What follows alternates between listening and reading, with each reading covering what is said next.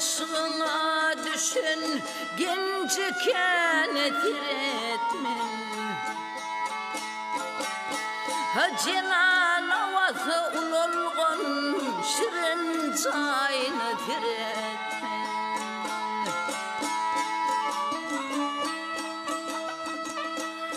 Cennette cavudanlar bul mekayna tiretmen Sana düşen gözlerim kıyıcımayna tiretmen Yarım yağışıdan yağşey min yamana tiretmen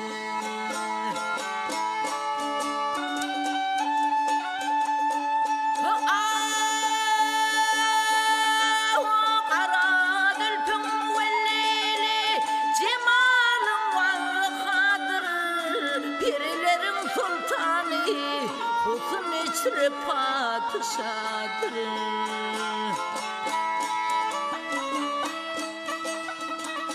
Men kim yarın ışığına ülmöklü ömrü vardır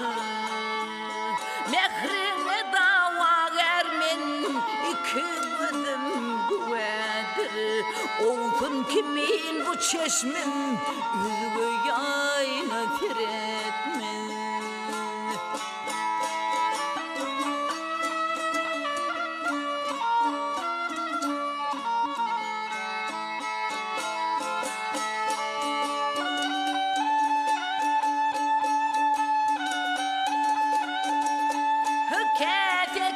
Kefemi içtim hıynalı ak kolumdan Köngülüm kuşu çırmaşıp ayrılmaz keklimden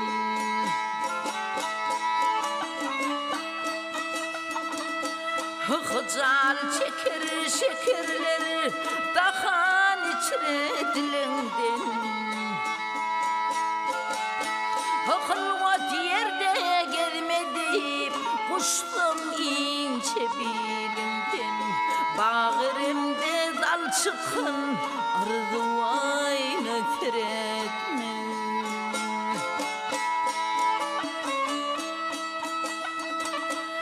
Tarlan kimin dal murup Akıl kuşum alırken Her kim görse cemalın canını o taraften Gamda bilen turgurup ciğer bağrım dilipten Halk halına ağlayır sen bu hala gülüpten Nefes husnun dardır bir hayna tiretmez